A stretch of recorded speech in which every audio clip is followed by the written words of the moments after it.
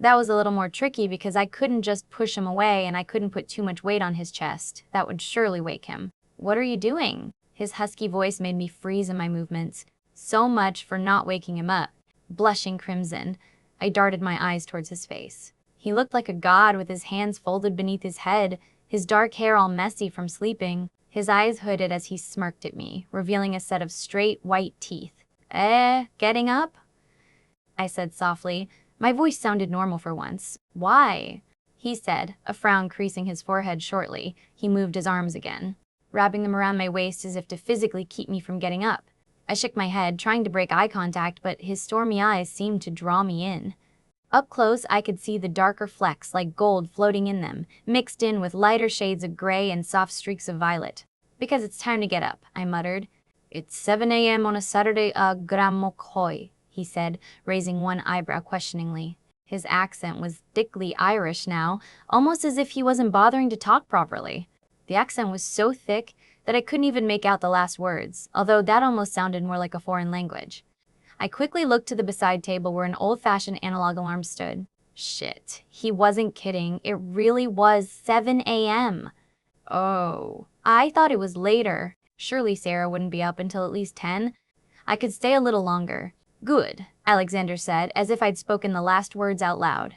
He was tightening his arms around me, his head dipping forward into my hair where he breathed in deeply. Then he relaxed backwards into the pillows again. Thick waves of contentment and happiness rolling off him. Was he really so happy to hold me like this? To wake up with me? We lay quietly for a while, but I wasn't tired anymore. Alexander's breathing was very deep and even, but every time I moved, he'd shift his arms to make sure I was comfortable. Every now and then, he'd be softly stroking my back or play with a strand of hair. Alexander.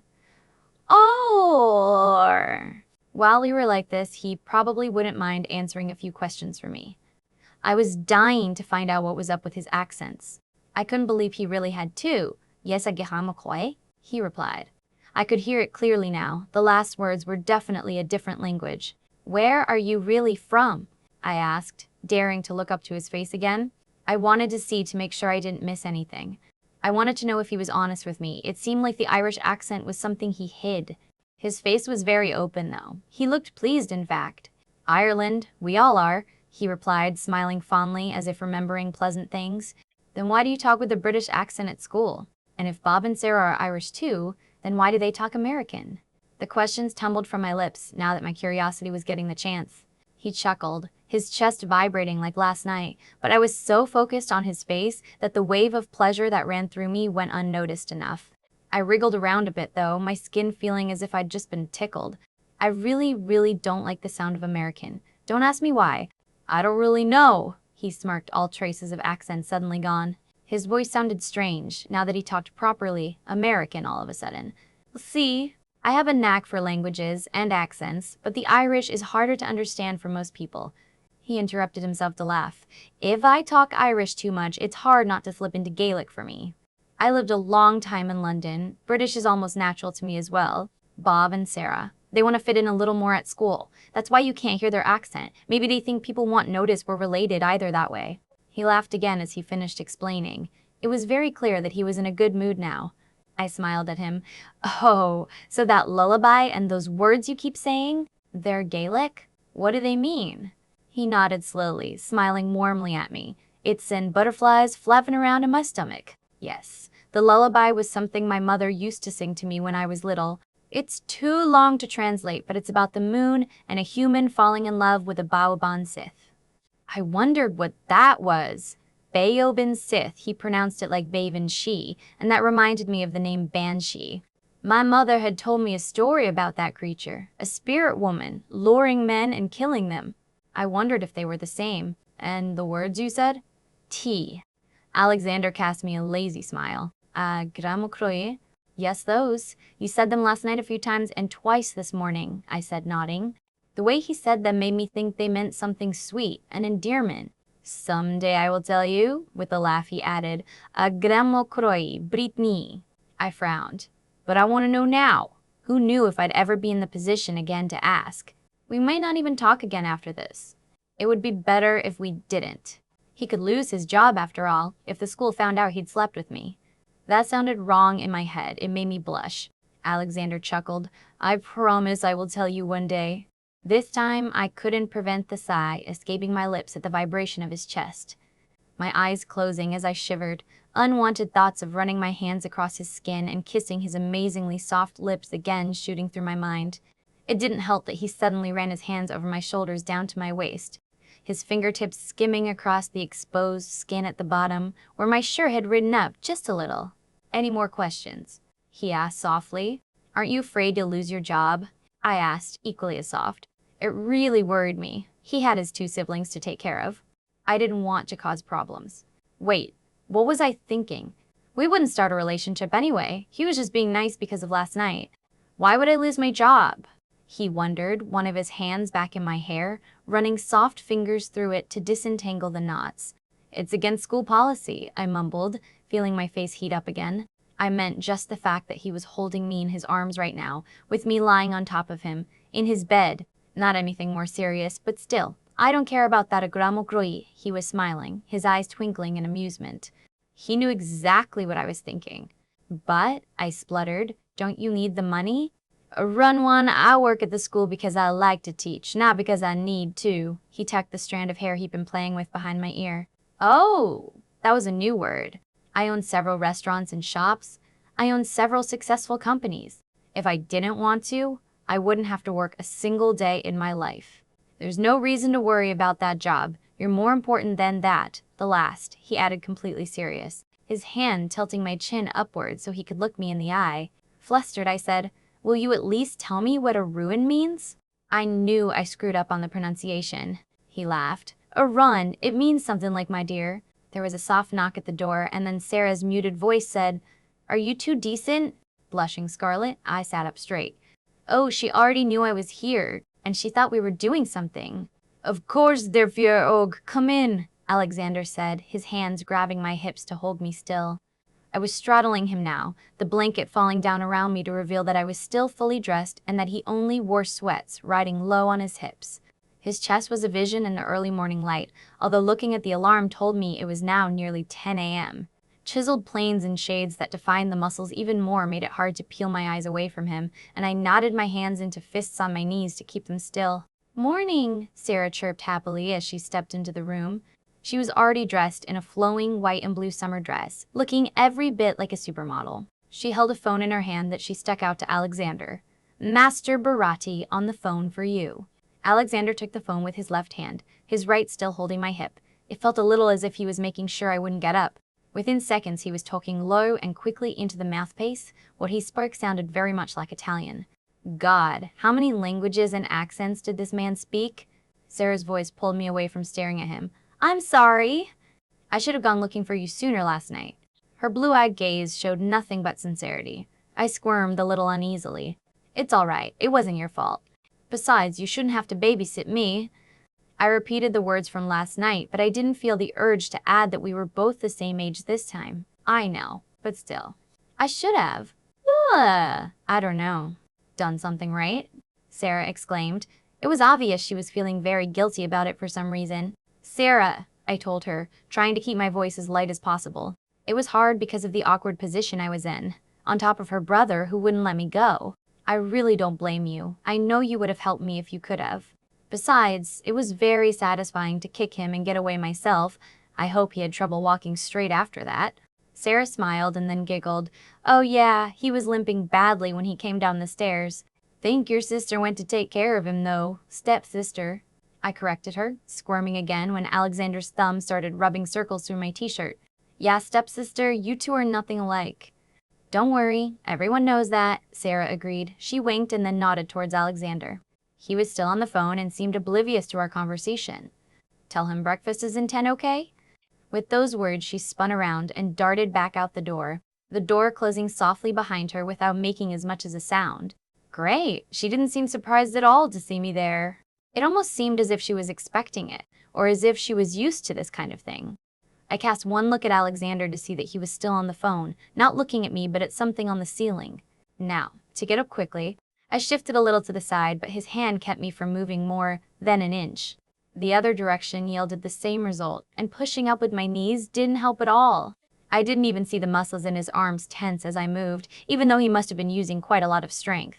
Despite that, his grip on my hip felt soft and didn't hurt. In fact, it was nice how warm his hand was and that thumb was still rubbing circles. It sent tingles through my body that I didn't really want to be feeling right now. I tried grabbing his hand and moving it away, but even pulling at his little finger didn't yield any results. Was I that weak, or was he just unbelievably strong? I could see he was muscular, but he couldn't be that strong now, could he? A little fed up, I contemplated hitting him, wriggling around impatiently. "What are you doing?" Alexander suddenly asked, the Irish accent sounding heavy again. He was still holding the phone in one hand, but it appeared he was done. His eyes were a smoldering black again. "Trying to get up?" I exclaimed, showing him how frustrated I was by now. Why didn't he just let me go? To add power to my words, I took my fist and went to punch his stomach. I seriously doubted it would hurt him, but it could at least help vent some of my frustration. Before I could hit him, though, he caught my fist in his hand, the phone suddenly precariously balancing on the nightstand. Shocked by how fast he'd moved, I stared at his face. "What the? Wah. Don't do that, you could hurt yourself a gramokroy," he said rather huskily. Sitting up so I was balanced on his lap, still straddling him, but his chest was pressing against me. Feeling angry for some reason, I huffed, "Can you at least let me up?" "Breakfast is ready." I knew I sounded annoyed, but I didn't care. "What's wrong? Did Sarah say something or run?" He wondered, his expression confused and a little worried, although his eyes were still dark. Both hands were on my hips now, still preventing me from getting up. Why was Sarah not surprised I was here? Is she used to finding her friends or other students in your bed or something? I clasped both my hands over my own mouth in shock at the words that had just tumbled out. Where the hell did that come from? Alexander still looked confused, but then suddenly his expression cleared to make place for amusement. "Agramokroi, are you jealous?"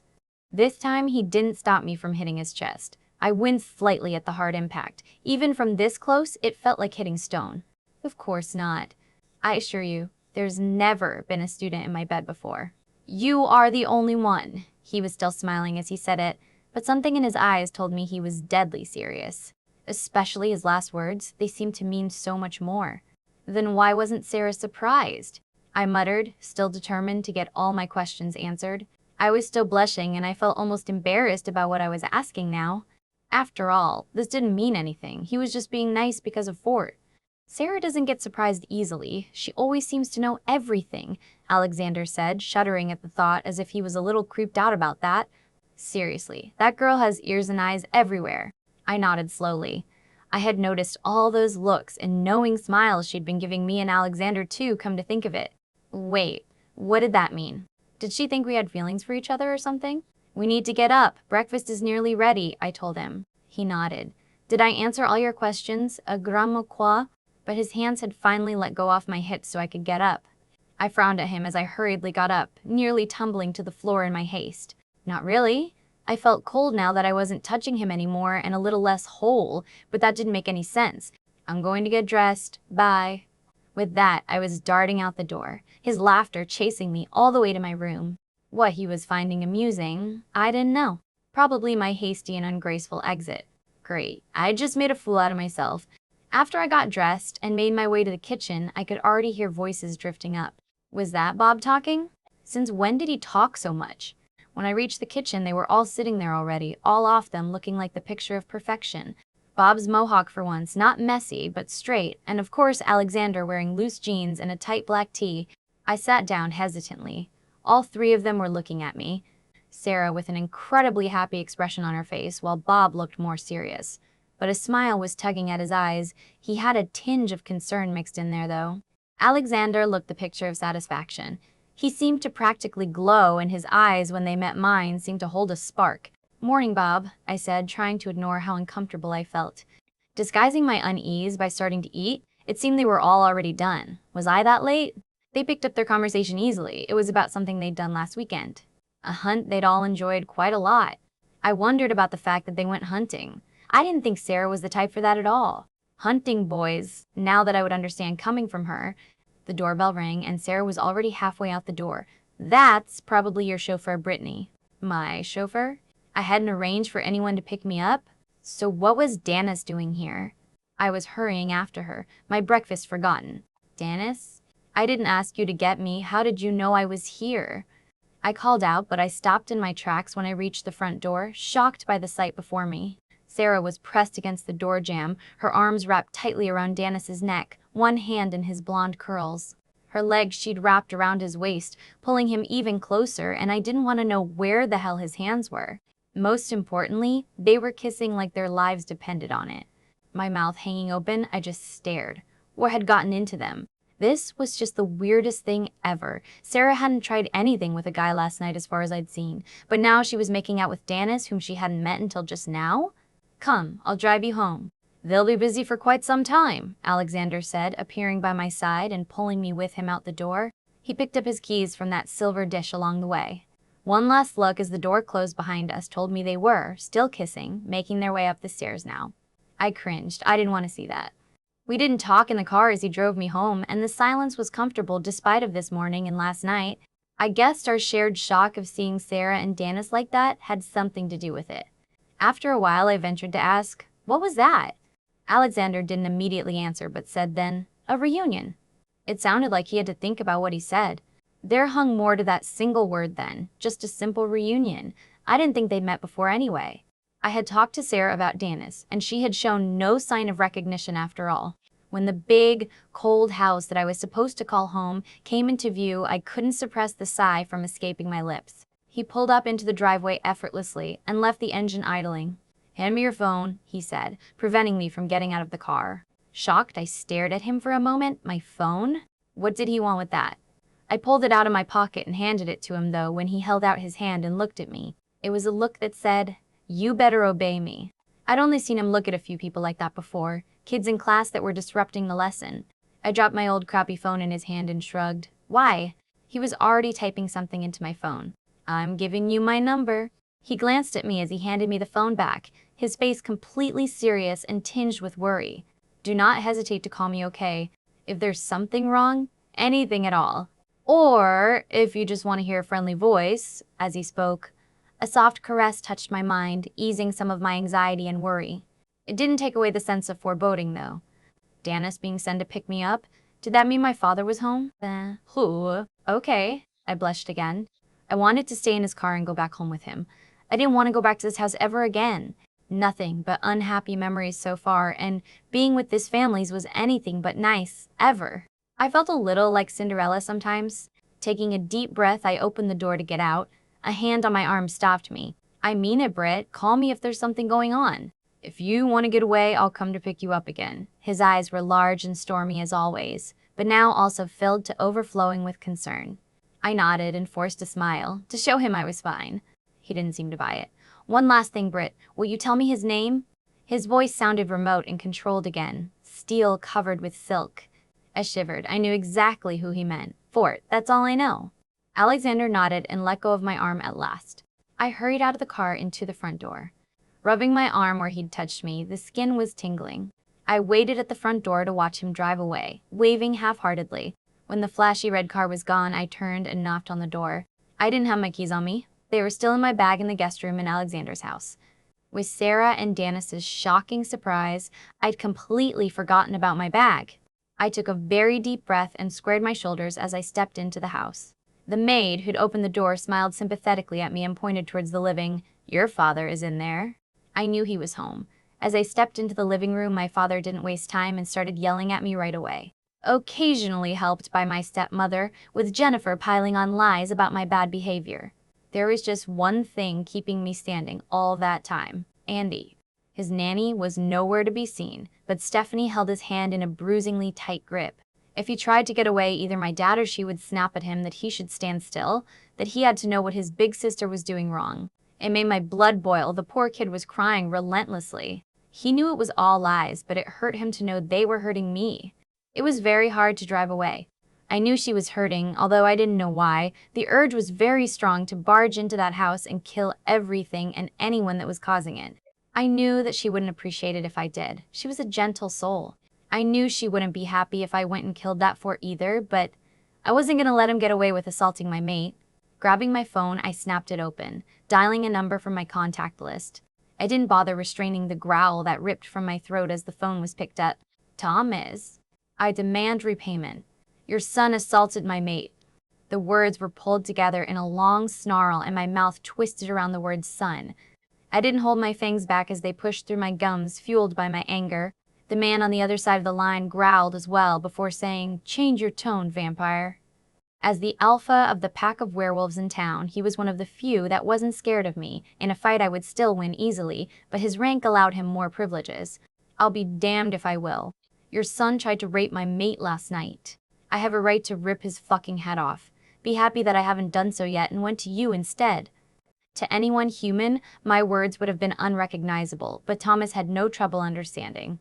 "Since when do you have a mate? Nobody knows about that," Thomas said, his voice calm now. Although I could tell he was offended by my way of talking, he was letting his alpha side show, trying to redirect conflict. "I found her this week. Thomas, she doesn't even know yet, but that doesn't change anything.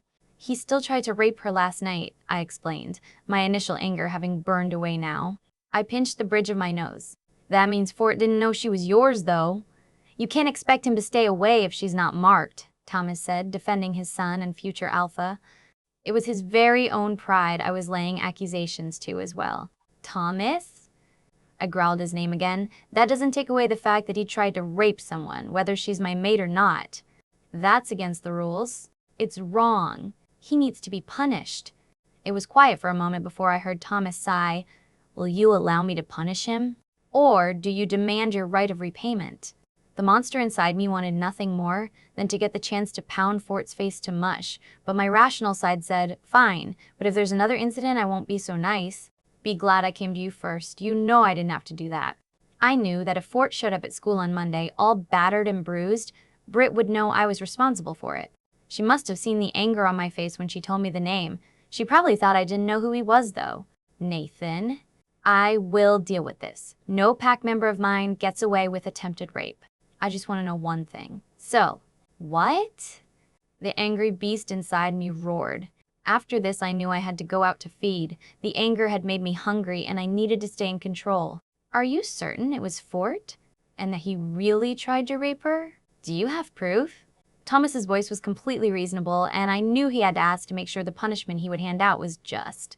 "I smelled him on her Jer. I saw her memories. They were very clear," I said, my voice no longer distorting into growls and snarls, but tight and controlled. I was fighting a war with the hunger and the desire to protect her, and also the desire to go to her and make her mine. "Your bond is coming along fast, then." "Very well, I will make sure Fort knows his place in the future. Do you wish to be there when I punish him?" Thomas sounded resigned now. I had known when I called him that I would get my way. "No, I will leave it to you. If I catch him again, though, I won't be so lenient." With that, I snapped the phone shut. As I got out of my car and hurried back into my house, I sighed regretfully. I was going to miss her, and I knew I wouldn't be seeing her again until Monday in school. It didn't help that Sarah had just found her own mate, a witch, one that knew about the bond and recognized it just as she had. It wasn't fair that they got to be with each other right away, and that I had to tread so carefully to make sure I didn't scare her. I so badly wanted to just hold her and smother her in kisses and take away all her pain. Thinking of her made me aware of her mind, so far away from me now that it felt like an elastic band pulled way too tightly. She was hurting, and she was mad, too. The anger was making her blood boil hot. It made me sad that all of her feelings were tinged with resignation. It felt as though she was giving up the fight, just waiting for the storm to pass. Inside the house, I could still smell her scent. It lingered on the chair she'd sat in and hung in the corridor upstairs. My acute vampire hearing easily picked up the sounds of sex coming from Sarah's room. I groaned at the unfairness of it all as I slumped down on the couch. "Don't worry, Alex, you've come a long way to earning her trust this weekend. Besides, at least you have a mate," Bob said as he sat down in a chair opposite me. I gave him a sympathetic look and nodded. "I suppose you're right. It's just getting harder each time to restrain myself, and fighting to keep my fangs retracted all the time around her. Amongst other things," I added the last softly, knowing he'd hear. Bob laughed. "Just a week or maybe 2 more? She already loves you." I nodded. "Yeah, I know. I don't want to overwhelm her. I just want to—" I broke off, feeling embarrassed suddenly. I was starting to sound like this really stupid, love-struck idiot. Bob cast me a knowing look and then got up. "Go out and feed, okay?" It'll make you feel better, and it'll help you control yourself if you're full. I'll join you if you want, but I'm guessing you prefer to be alone. You're not much fun to be around anyway. You're all lovey-dovey. I shook my head at my brother, again realizing how much older he really was. I was the undecided leader of our group. I was simply stronger, faster, and had more vampiric talents than either of my siblings. But Bob was 3 years older, and the way he looked at me now told me he hadn't forgotten how it was to be the older brother. The only talent Bob really possessed was sensing moods. He couldn't influence them whatsoever, but he often knew exactly how people felt. Sarah was strongly telepathic. It was something she often combined with Bob whenever they wanted to avoid something I'd told them to do. I hurried up the stairs, reaching my own bedroom in a flash. There, I realized my bed still smelled very strongly after her. The scent so delicious that I just had to lie down and smell my pillow, breathing in deeply. After a while, too shortly, I became aware of the sounds emitting from Sarah's bedroom.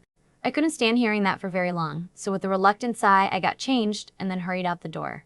Time to hunt then. Although I was sure nothing would really appeal to me now.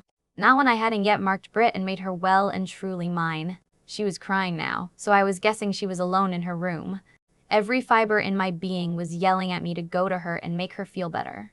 Yet, I couldn't just go there and climb in through her window. And the 1942, I loved that I would got just 11 CO working to they were nite. 11 CO wears 11 T. Did I really have ugly, dull eyes and plain features? I knew my hair was always tangled because of the slight curls. I suppose Stephanie and Jennifer were right. I really wasn't very pretty. I had never considered myself to be beautiful, but I never thought I was ugly either. Now, I shook my head at my silliness. Just because Jennifer had been pointing out all my flaws yesterday for hours on end didn't mean it was true. Still, I opted for wearing loose, more concealing jeans and a hoodie to go over my sleeveless shirt. I covered my figure, and it was after all getting colder outside now that summer was over. There was no sense in dressing prettily. My families would only take it as more incentive to call me a whore. When I got downstairs, I spotted my baby brother in the kitchen. Just as he saw me too, apparently because he jumped from his chair, nearly knocking it over, and rushed towards me to hug my legs as tightly as he could. His face was a little pale and drawn, and there was a red blotch on his left cheek. I felt angry all over again and picked his little frame up from the floor, hugging him tightly. No matter that he was getting a little too heavy for it. "Giant, are you okay?" I asked him softly, stroking my hands over his pretty auburn curls. After I'd gotten home on Saturday and my father had been done yelling and lecturing me, I'd been sent to my room and locked in there. I hadn't seen Andy since, but I knew he'd been trying to get to me. Even daring throwing a tantrum at Stephanie when my dad wasn't around. It's when he'd earned the red blotch, I guessed. Stephanie must have hit him. "I miss Mommy and home," he whispered, and I could feel him starting to cry again. His sobs muffled against my shoulder. Behind him at the kitchen counter stood his nanny, and for once she didn't look stern, her face softened by a look of compassion. I shot her a grateful smile as I softly rocked my baby brother to and fro. "It's okay, Giant. I miss her too. But you remember our dreams, right, honey? About getting our own place? Eating ice cream all the time?" I told him gently. Usually that would cheer him up, and then we'd spend hours fantasizing about all the things we'd do and have. Today, my baby brother just kept on crying, shaking his head and balling his little fists. "Those are just silly dreams, Brittany Lee," Stephanie says. "You can't take me away when you leave." She says it's against the law. The tone of his voice, so solemn, told me he believed that now, and that I should too. No, Andy. Don't listen to her. I will find a way. I promise. I'm not going to abandon you. Got it? "Oh, boo-hoo, how touching." Jennifer snapped from behind me all of a sudden. I stiffened and clutched Andy a little more tightly to me. Then I sat him down in his chair again. When I turned around to cast a look at Jennifer, she quickly looked away. Was that sympathy I saw in her eyes for a moment? I wasn't sure. "Be strong for me, okay, Giant?" I whispered as I ruffled his hair. He nodded, and, albeit still sniffling a little, he squared his little shoulders and smiled at me. The sad look didn't leave his pretty golden eyes, though. "Let's go, slut." "Come on, I don't want to be late." Jennifer sashayed out of the kitchen towards the garage. I must have been mistaken about that look. She was once again dressed in a short, revealing dress. Black this time. Her hair and makeup done like a model. I kissed Andy on top of his head and followed her. For some reason, Dannis had just quit his job, right when my father wanted to fire him instead for not being there when he called him on Sunday. But with Dannis gone, it meant I had to ride with Jennifer to school. That was something she definitely didn't like. When we were nearly there, she suddenly stopped and said, "Get out! You're walking the last bit." I didn't hesitate getting out, even though I knew it meant I'd be late. If I didn't, she'd tell her mother another lie about something I'd done. I couldn't let that happen. I couldn't let them yell like that at me anymore in front of Andy. It was killing him. When I reached school, I wasn't as late as I thought I'd be. Anger at my so-called family for hurting little Hay had given my feet speed, it seemed. Jennifer, of course, was right at the center of attention, with everyone staring at her expensive car. I slipped inside unnoticed when I saw neither Bob or Sarah were there yet. In fact, Sarah didn't show up for her entire first period, but I was glad to see that Bob was there in second period. He cast me a gentle smile and patted my hand as if to tell me everything was okay. When I asked him where Sarah was, he said, "Still at home. Probably doing something dirty with Dannis." What? She's skipping to be with Dannis? Does Alexander know? I whispered loudly. Luckily, the teacher didn't seem to hear. Bob nodded. "Of course," he told the principal she's sick. Why the hell does he help her skip school so she can be with her? Boyfriend? Weren't brothers usually all protective about that sort of thing? Surely he knew she'd be having sex or something. Wouldn't he want to prevent that? Bob smiled a close-mouthed smile. Trust me, he couldn't keep them apart even if he wanted to. We're just hoping that they get all of this. Lust out of their systems during the day so that we can at least sleep at night without having to hear them. I felt myself flushing scarlet. Wow, was it that bad? I thought Sarah had more sense in her than that. From Dannis, at least I could understand. He was a guy after all. Although he had been nice enough to send me a text on Sunday, apologizing about not picking me up, explaining that he'd quit his job and that obviously he didn't want to go on a date anymore, but that he'd still make it up to me for saving him from my sister. When class was over, Bob pulled me aside in the corridor. "Bob, I'm going to be late if you don't let me go." I told him seriously, but still, I didn't walk away as he looked around, obviously waiting for the hall to empty somewhat. "Listen, Brittany, I really like you, and so does Sarah," Bob started. "In fact, I think we'd become good friends in such a short time, and I'm glad." I frowned. "Okay, what was this all about?" "Now, my brother, he really likes you, okay? Give him a chance. He's a good guy, and he deserves a girl like you." Bob said those words in such serious tones that I could only stare and gape at him. Did Bob just seriously tell me to go out with his brother? Who was, in fact, at least 5 years older than me and also my teacher, and therefore it was totally against the rules. It wasn't illegal, we were both legal adults, but it was still against school policy and he could lose his job. Bob was already gone, off to his next class when I finally started moving. I kept thinking, to hell with the rules, Alexander had said himself that he didn't care about the job. My feet had led me to the right classroom all by themselves, and I was already knocking on the door before I realized I was late. Again. He wasn't going to give me. Yet another detention, was he? But as I opened the door, Alexander glanced at me from the corner of his eyes and then said, "Detention after school. Ms. Baker, take a seat." Flushing crimson, both from embarrassment because everyone was staring at me, and from anger because it was unfair that he kept giving me detentions for things that weren't my fault. I sat down in the back next to the empty seat where Sarah usually sat. During the entire class, Alexander didn't look at me once, but he kept seated behind his desk the whole time, his free hand holding the desk in a tight grip. I was constantly assaulted by waves of desire, all of them focusing on Alexander and how badly I just wanted to be as near to him as possible. Touching his skin, running my fingers through his silky hair, and breathing in the scent of him. The tension between us was so thick that my skin was tingling with it and my cheeks felt constantly on fire. I couldn't understand how no one seemed to pick up on it, nor why it was so strong now when it seemed all right during the weekend. I was concentrating so hard on staying in my seat that I didn't realize the bell had rang, signaling the end of the period. It was very lucky that Alexander hadn't called on me during class. I wouldn't have heard him if he had. His body beside my desk all of a sudden made the tingling on my skin even worse. As I looked up at him and met his stormy gray eyes, it almost felt as if I could tell what he was feeling, happy and worried, and something else barely kept in check. I blushed when I realized I could identify that last bit as lust. At least now I knew it wasn't just me. Wait, what was I thinking? I didn't know that was what he was feeling. I was starting to imagine things. "You didn't call," was all he said, his voice gentle and solemn. I shook my head. Of course I hadn't called him. First of all, because either my stepmother, dad, or Jennifer would have heard me talking probably, and then they'd have taken away my phone. Secondly, because he was still my teacher, despite what had happened, and I wasn't ready to share stories about my family with him. I doubted he wanted to hear anyway. Hard to knew. I should go get lunch, I stammered, hating myself for being so nervous suddenly. I hadn't felt like this on Saturday around him. I had been really comfortable, in fact. He seemed to know just how to put my mind at ease. Wait, Alexander said as I got up and moved past him. Can I just hold you for a minute? I stared at him in surprise, already nodding because I wanted nothing more than to be in his arms. Still, my more rational mind spluttered. Why? His arms enfolded me and he pulled me flush against his chest, his head coming to rest on top of mine. Warmth spread to my body and the tingling on my skin stopped, to make place for a slow burning that could only be described as incredibly pleasant. It felt like I could finally breathe again and a sudden tension drained from my body, like an elastic band suddenly released from overstretching.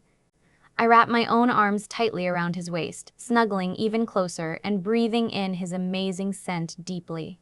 I didn't even care about the answer anymore. My rational mind had shut up and was reveling in the contact just as much. After a while, Alexander said softly, "It'll make it easier to get through the day, especially last period." I didn't know what that meant, but I knew he was right. I couldn't see the clock, but I knew he held me longer than a minute. I could care less about that. In fact, when he did let go at last, I couldn't seem to make my own arms release their grip on his waist. He chuckled softly. "Agramokroy, lunch is almost over. In not too long, this classroom will be filling up with students again." Shocked, I unburied my face from his chest to look up at his face. "No way. It's only been a few minutes." "It's been nearly 30 a run," he smiled gently, one hand coming back to rub my back softly. The other one stroked my cheek, tugging a strand of hair behind my ear. I shook my head in disbelief. "No, now!" His hands were tugging on my arms, prying them loose and embarrassed. I stepped back. "Sorry, I didn't mean to, eh? I'll just go to my next class." I turned to hurry out the door. "No, I am sorry, Agramokroyi. Because of me, you missed lunch." "I will see you last period," he said, his voice sincere, his eyes stormy and warm. I felt that soft touch on my mind again just as I smiled at him one last time as I darted out the door. Warmth and love filling my head. It was a good thing the halls were still deserted and nobody saw me leave. I felt a little sorry for Bob for letting him eat lunch all by himself, but just having spent those last 30 minutes with Alexander had made me feel really good. I could handle whatever the day decided to dish out now.